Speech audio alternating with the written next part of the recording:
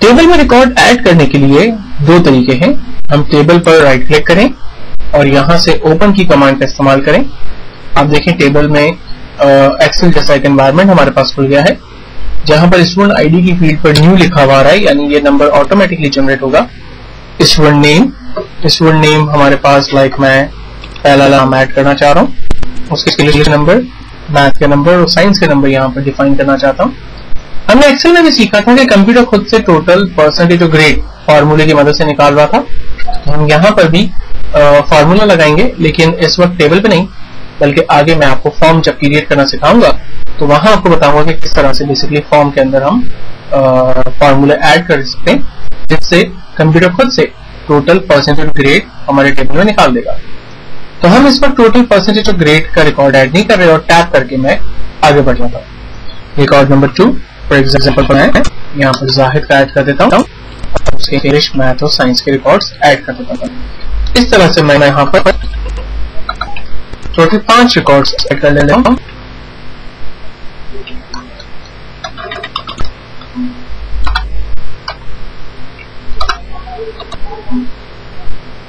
Sorry, अच्छा, अब देखें यहाँ पर चूंकि डाटा टाइप जो है वो हमने नंबर रखी हुई है, इसलिए जैसे ही मैं टेक्स्ट लिखकर आगे बढ़ने की कोशिश करता हूँ तो क्या कहता है, value you inter does not match the number data type in this column, यानी जो वैल्यू आप यहाँ पर एंटर कर रहे हैं वो डाटा टाइप से मैच नहीं करी। तो डाटा टाइप में हमने क्या लिखा था, हमने लिखा था डाटा टाइप के अंदर नंबर। तो डेफिनेटली मैं यहाँ पर कोई भी नंबर वैल्यू दूंगा तो कंप्यूटर इसको एक्सेप्ट कर लेगा। लेकिन जिस डाटा टाइप की टाइप जो है वो टेक्स्ट है, अगर आप वहां पर नंबर लिखकर भी आगे बढ़ जाएंगे तो कंप्यूटर उसको एक्सेप्ट कर लेगा। तो ये चीज हमेशा ध्यान में रखनी है आपने कि अगर आप किसी फील्ड की डाटा टाइप को टेक्स्ट डिफाइन कर दें तो उसमें कंप्यूटर नंबर को भी एक्सेप्ट कर लेता है, क्योंकि उस नंबर को फिर वो एज अ टेक्स्ट सपोज कर लेता है। लेकिन उस टेक्स्ट फील्ड के ऊपर भी वो किसी भी किस्म का फार्मूला नहीं लग सकता, यानी आप उसे प्लस माइनस मल्टीप्लाई डिवाइड या कोई और फार्मूला उसके ऊपर नहीं लगा सकते। लेकिन जिस डाटा टाइप की, जिस फील्ड की डाटा टाइप को एज अ नंबर असाइन किया गया है, आप डेफिनेटली उसके ऊपर तमाम फार्मूले लगा सकते हैं।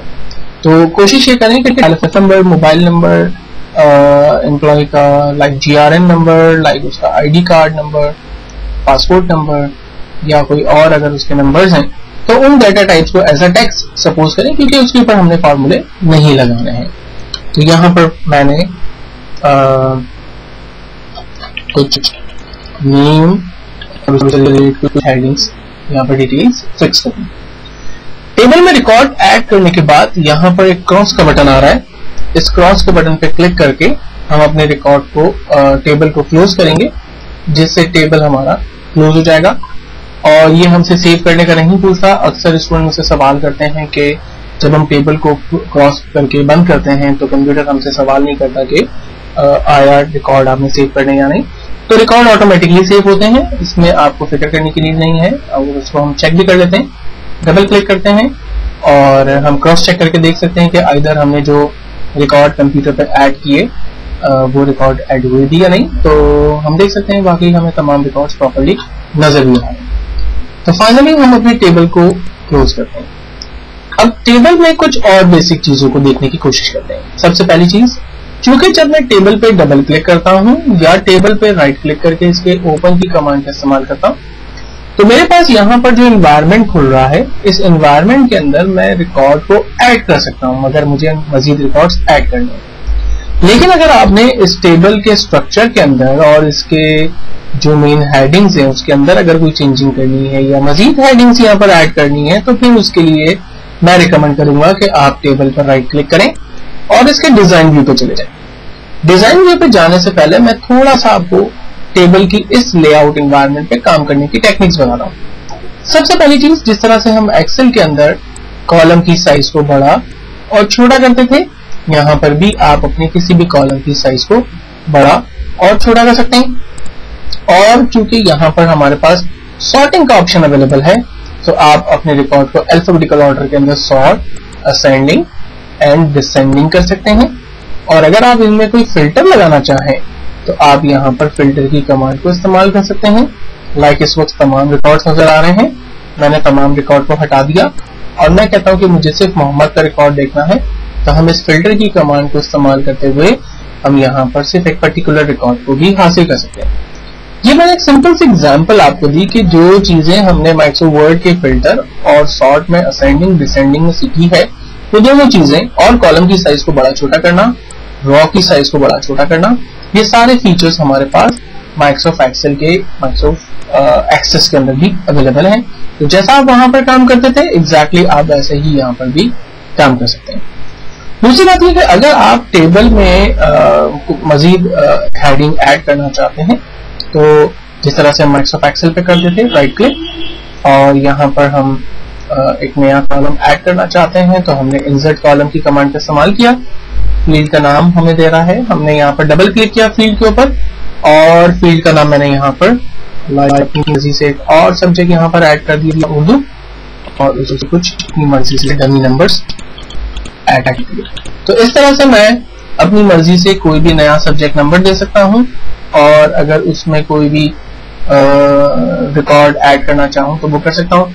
और अगर मुझे किसी फील्ड की नीड नहीं है तो मैं उसी फील्ड पर राइट क्लिक करके उस कॉलम को डिलीट भी कर सकता हूँ। तो अगर कोई ऐसा कॉलम की जो आप नया ऐड करना चाहें तो आप डायरेक्टली ऐड कर सकते हैं, और अगर वो अनवांटेड है और उसकी जरूरत नहीं है तो आप उसको डायरेक्टली डिलीट भी कर सकते हैं। सेम तरीके से अगर आप रॉ को भी आप ऐड करना चाहते हैं तो यहाँ पर आप न्यू रिकॉर्ड पे क्लिक करते हैं, लेकिन जब भी आप न्यू रिकॉर्ड पे क्लिक करेंगे तो कर्सर ऑटोमेटिकली लास्ट वाले रिकॉर्ड पर आपको ले जाएगा और आप वहीं पर ही एक नया रिकॉर्ड ऐड कर सकते हैं। यानी बीच में रिकॉर्ड ऐड करने की परमिशन आमतौर पर माइक्रोसॉफ्ट एक्सेस में नहीं होती है, लेकिन कॉलम को आप बीच में से ऐड कर सकते हैं।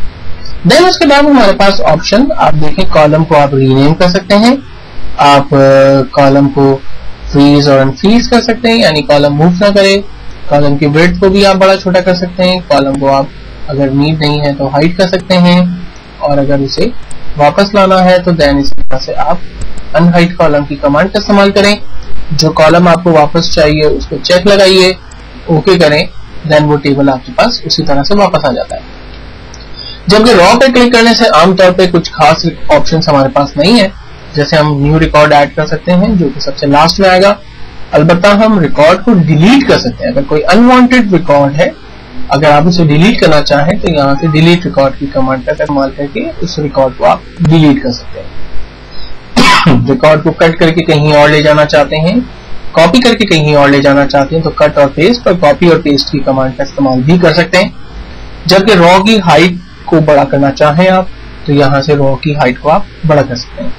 तो इसका मतलब यह है कि जब आप टेबल के अंदर रिकॉर्ड को ऐड कर रहे होते हैं तो उस एडिटिंग एरिया के अंदर अपनी मर्जी से बहुत सारी नई फील्ड्स, नए रिकॉर्ड्स ऐड कर सकते हैं, उन्हें रीनेम कर सकते हैं, और उसके डिजाइन टाइम से रिलेटेड जो भी काम आप उस पर करना चाहें वो परमिशन आपको यहाँ अवेलेबल है, आप वो सारे काम कर सकते हैं। लेकिन अगर आप इस तरह से काम नहीं करना चाहते, मैं इस वक्त इसको बगैर सेव किए क्लोज कर रहा हूं, अगर आप इस तरह से नहीं करना चाहते तो दूसरा तरीका जो कि प्रॉपर तरीका है वो ये है कि आप टेबल की फील्ड पर राइट क्लिक करें और इसके डिजाइन व्यू पर चले जाएं। डिजाइन व्यू पर आने के बाद बेसिकली आपके पास टेबल का वही स्ट्रक्चर ओपन हुआ जिस पर हम शुरू में काम कर चुके हैं, यानी टेबल का वो एनवायरनमेंट जहां से हम न्यू फील्ड्स वगैरह टाइप करते हैं और उसके डिस्क्रिप्शंस और उसकी प्रॉपर्टीज को सेट करते हैं। तो अगर यहाँ कोई सब्जेक्ट आप ऐड करना चाहें तो आप इसी तरह से राइट क्लिक करें, आप एक न्यू रॉ इंसर्ट कर सकते हैं और जो सब्जेक्ट ऐड करना चाहते हैं वो सब्जेक्ट, उसकी डाटा टाइप और उसकी डिस्क्रिप्शन वगैरह आप दे सकते हैं। और अगर कोई फील्ड आपकी रिक्वायरमेंट नहीं है तो आप उस फील्ड को राइट क्लिक करके डिलीट कर दें, और अगर उससे कहीं मूव करना चाहते हैं तो कट करके पेस्ट करें, अगर उस फील्ड की डुप्लीकेट बनाना चाहते हैं तो कॉपी करके पेस्ट करें। ये बेहतर और प्रॉपर तरीका है जिसको कि हम यूज करेंगे। तो टेबल क्रिएट करना और उससे रिलेटेड तमाम बेसिक ऑप्शंस को हमने यहाँ पर डिस्कस किया और समझने की कोशिश की। नेक्स्ट सेशन के अंदर हम लोग एक छोटा सा फॉर्म डिजाइन करने की कोशिश करेंगे और उसके ऊपर कुछ काम करके देखेंगे।